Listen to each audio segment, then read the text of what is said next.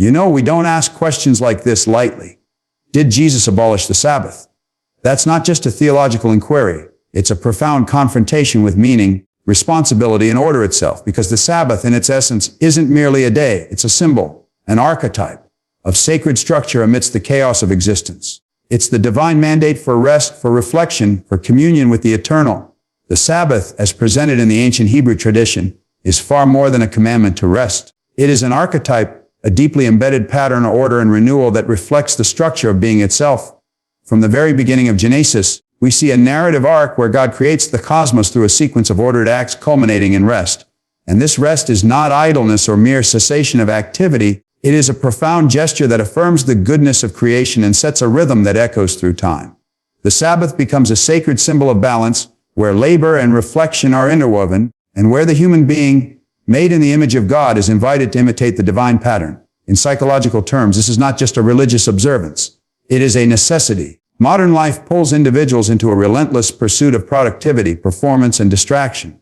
Without a deliberate pause, structured moment to reflect, to realign, to acknowledge something greater than oneself, the psyche fractures. The Sabbath, in this light, is a kind of weekly resurrection. It is a symbolic death to the chaos of the week and a rebirth into meaning and intentionality. It's not merely a luxury. It's an existential imperative. We need structure to live well, and the Sabbath represents the highest form of that structure, one that unites discipline with grace. This archetypal nature of the Sabbath also reveals something profound about the human relationship to time. In the ancient world, time was not merely linear or quantitative.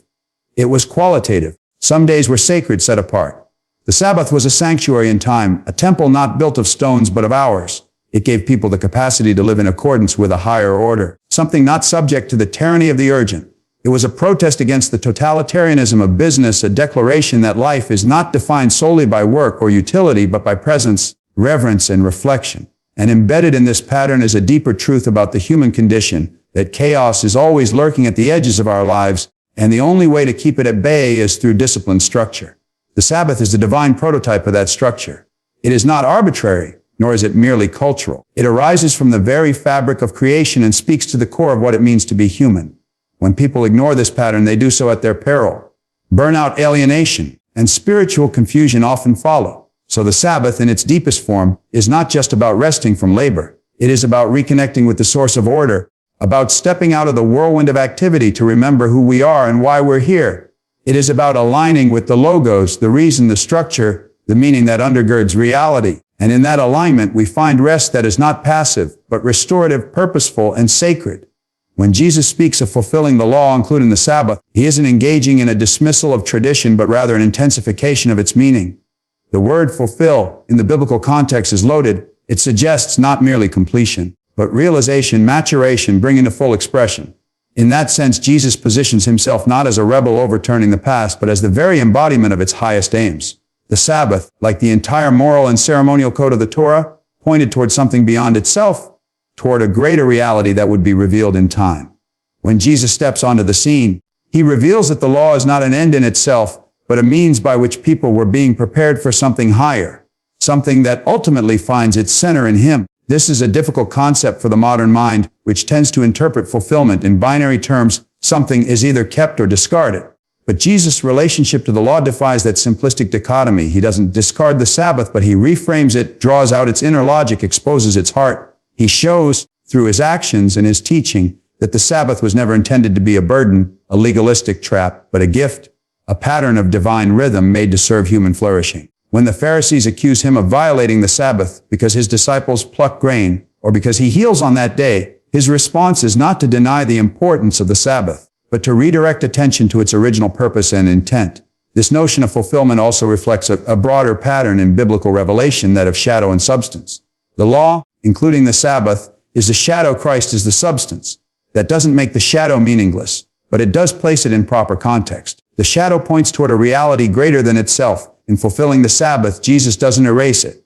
He incarnates its essence. He becomes, in a sense, the true Sabbath rest. His life, death, and resurrection offer rest not just for a day, but for the soul. In him, the restless heart finds peace, not through ritual observance alone, but through relationship with the divine. It is crucial to understand this not as an abandonment of discipline, but as a transformation of its focus. The law was written on tablets of stone, external to the human heart. But Jesus comes to write the law on the heart itself.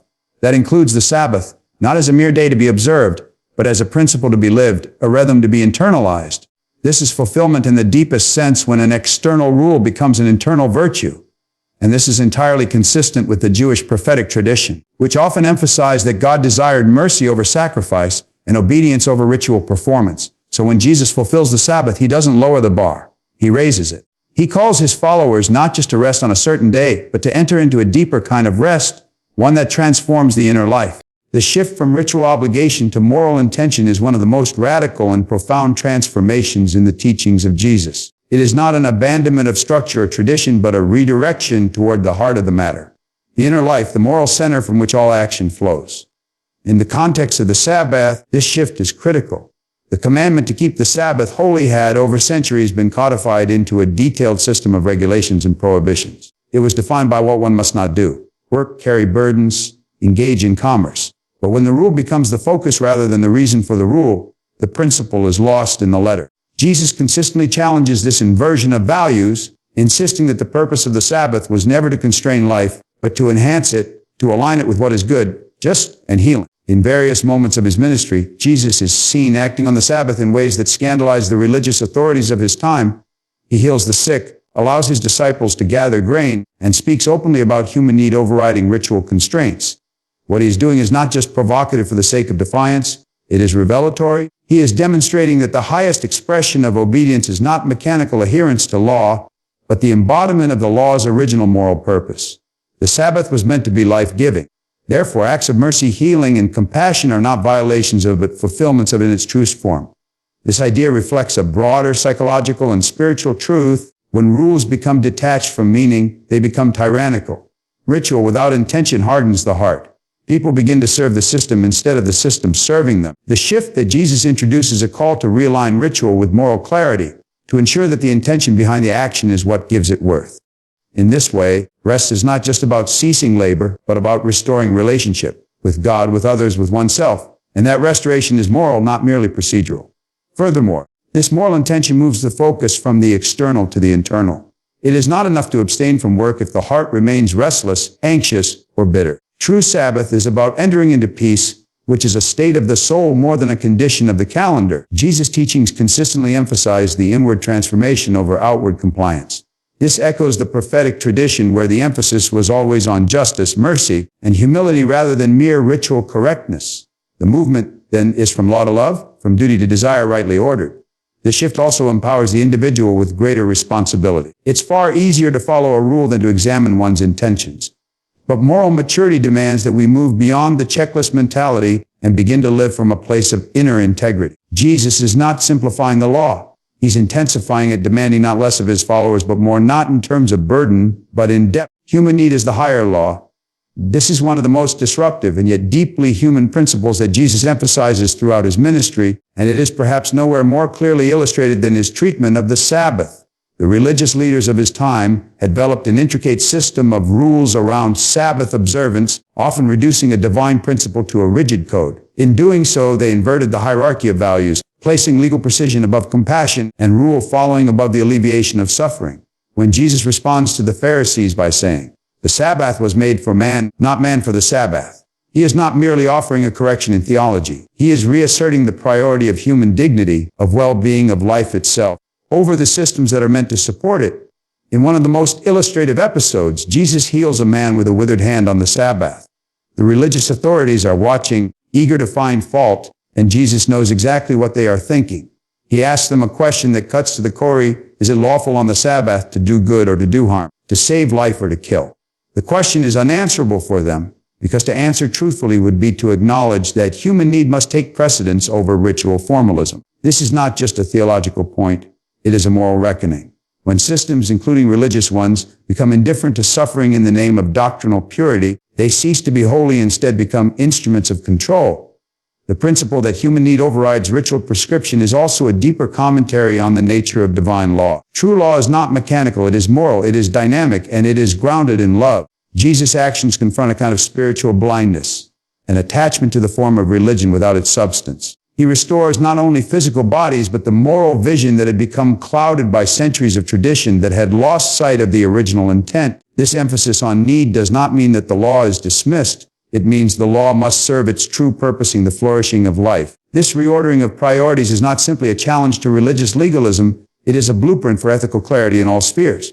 It suggests that systems, whether religious, political, or social, must always be evaluated against the criterion of human well-being. When a rule or institution causes unnecessary harm or perpetuates suffering in the name of order or tradition, it betrays its purpose. This is a deeply liberating idea, but it is also a demanding one because it requires discernment, empathy, and courage. Jesus is not advocating for the erosion of all boundaries. He is calling for the elevation of the right ones. Boundaries that protect life, that honor the sacredness of the human condition, that facilitate compassion. These are worth preserving. But those that obstruct healing, silence mercy, or demand sacrifice for the sake of appearances, those must be confronted and transformed. The danger of legalism devoid of compassion is a recurring theme in the teachings of Jesus, particularly in his interactions with the religious leaders of his time. Legalism, in its essence, is the elevation of rules above the reasons those rules exist. It is the ossification of moral life, where adherence to form becomes more important than the spirit behind it. In the context of the Sabbath, legalism turned a divine gift into a burdensome yoke. Instead of being a day of rest, healing, and connection with God, it became a test of conformity, a litmus test for religious righteousness, and a tool for judgment. This distortion is precisely what Jesus confronts, not only through his words, but through his actions. He challenges the obsession with rule-keeping when it eclipses the deeper moral imperative to love, to serve, and to restore. Legalism thrives in environments where fear and control dominate. It promises certainty, predictability, and the comfort of clear boundaries. But it often does so at the expense of human complexity and suffering. When people are judged solely by their ability to conform to its standards, their inner struggles are ignored, their humanity reduced, and their moral agency diminished. Compassion, on the other hand, requires entering into the messiness of life. It demands attention to context, to motive, and to the needs of the person in front of you. Jesus models this again and again, choosing to heal on the Sabbath, to eat with outcasts, to touch the untouchable, not because he disregards the law, but because he embodies its highest intention. In this way, compassion is not the negation of law.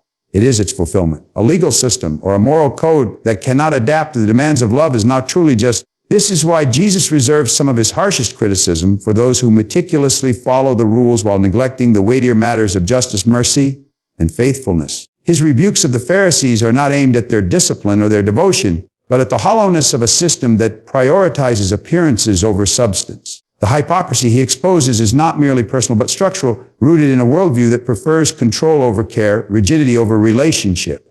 The psychological toll of legalism is significant. It breeds guilt without redemption, performance without rest, and judgment without grace. People caught in legalistic systems often experience spiritual fatigue, a constant sense of inadequacy, and a fear of stepping outside prescribed lines even when those lines are harming others. Compassion disrupts this cycle. It reintroduces the human element into moral reasoning. It acknowledges weakness without condemnation and offers dignity where shame once ruled. This is the transformative power that Jesus brings, not by lowering the standard, but by recentering it around love. To confront legalism with compassion is not to abandon truth, but to recognize that truth without love becomes a weapon. The Sabbath was never meant to be an arena for moral superiority or exclusion. It was meant to be a space of restoration, and any interpretation of it that obstructs healing or human flourishing stands in contradiction to its original purpose. Christ's call to internalize sacred rest through purposeful living represents a profound evolution in the understanding of the Sabbath. Traditionally, the Sabbath was marked by external abstention from labor, a literal cessation of activity to honor the commandment.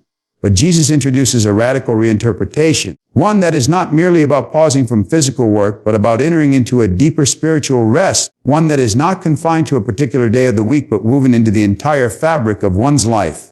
This rest is not inactivity, it is peace rooted in alignment with divine purpose. It is the kind of rest that comes not from escaping responsibility, but from embracing it with clarity, integrity, and trust. The rest that Jesus offers is described as rest for the soul. When he says, "Come to me, all who are weary and burdened, and I will give you rest," he is not offering a religious ritual, but a transformed way of being. The burdens he addresses are not simply physical toil or the weight of weekly labor, but the crushing demands of legalism, the anxiety of moral striving disconnected from grace, and the existential fatigue that comes from living out of sync with what is true and meaningful.